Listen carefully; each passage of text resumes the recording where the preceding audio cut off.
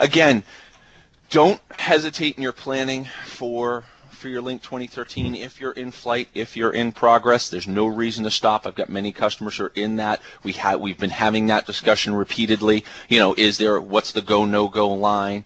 If you were planning on doing a Link 2013 deployment in the March-April timeframe of next year, that's maybe more where we start thinking about, okay, but if you're in progress or had just started or planning in January, there's no reason to stop. Again, because of that in-place upgrade, because of the similarity in the infrastructure, there's really not too much of a need to sort of hold off at this point. It also depends on your organization's standpoint of being an early adopter. I know there's a lot of organizations who prefer to be more in the middle of the bell curve as opposed to the front of it. So if you're not really interested in being at the front of the bell curve, you're still probably 9 or 10 or 12 months away from deploying this. So there's really no reason to hesitate. We will share out the deck. So I did see that there was a question of can we send out the deck? Yes, we can, but there may be a delay. So a couple of these slides, there's still some stuff that we can't release in hard copy yet. So we will release a copy of the presentation and of the slide deck, but it may be another week or two before we can actually release that. So we will get it to you as soon as we can. Again, the blogs are a great source of information. There's actually a link blog. Jeff Schertz, who is one of the foremost, he's one of the MVPs. I'll make a plug for Jeff here. Jeff is a great source of information. If you're not familiar with Jeff Schertz's blog, you definitely should become so. Anybody who deals with Link should be familiar with his blog. Great sources of information, and being an MVP, he may get access to data even before I'll get my hands on it. So there's some great sources of information out there. There's a lot coming. If we take a step back even and look at sort of the grander picture within the Microsoft solution set, for those of you familiar, about a year and a half ago, 2 years ago, we had something called the season of launch. Microsoft dubbed this period of time the season of launch. Pretty much every application got an update in this 6-month window. Well, season of launch 2.0 is about to begin. Windows 10 has been announced. The next version of Office has been announced. Skype for Business has been announced. We're going to see announcements over the next few months of the next release of Exchange and the next release of SharePoint. And so pretty much the whole productivity suite is going to get another major revamp. And we're going to see some changes in how Microsoft approaches some of this stuff and how Microsoft approaches their release cycles.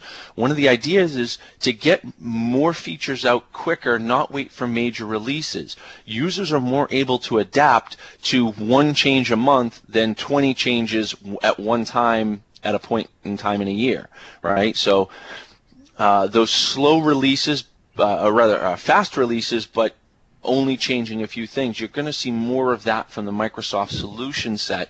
There have been 4 features released in Office 365 Exchange that I became aware of through discovering it and stumbling upon it before I saw the press release come out later that afternoon of features and functions that are available to you as an organization to turn on for your users.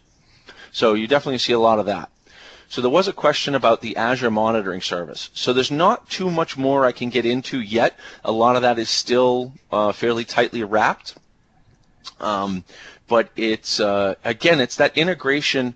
If you think about that cloud-first mentality, if you're eventually running Link Azure phone system in the cloud, but I need to do call monitoring, I need to do call detailed reporting, right? How do I do call detailed reporting today in Link? Well, there's a SQL database, and Link has some call detailed reporting built into it, but there's some organizations who need different reports than that does. Today, you can do an SRS report. Anybody who knows how to write a SQL report can go in, grab the data from the SQL database, and generate their own report. There are also third-party ISVs that have written applications for Link 2013 to do detailed call reporting for the legal vertical or for call center or any other type of vertical. There are all of these call detail reporting third-party applications that we've been using for years if you don't want to write your own through SQL. Well, when we move to Link in the cloud, or Skype for Business in the cloud and you don't have direct access to that SQL database, how are we going to do that call detailed reporting, right? These are the things Microsoft has been thinking about. So we need to offer services to do call detail reporting or get access to that. And the only way to do that is to either give you access to the raw SQL data so that you can write your own report, or that an ISV can write a report against it.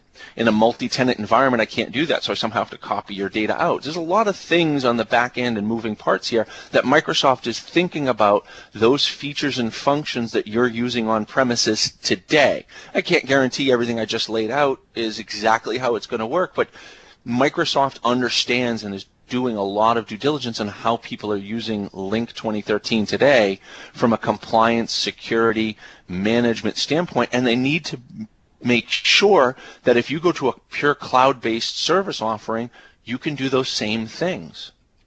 So that's where those Azure monitoring services and those Azure reporting services are going to come into play, and being able to do a lot of that functionality. So keep your eyes open. I'm certain we'll be doing another webinar over the coming weeks as more information gets released and we can share more details with you.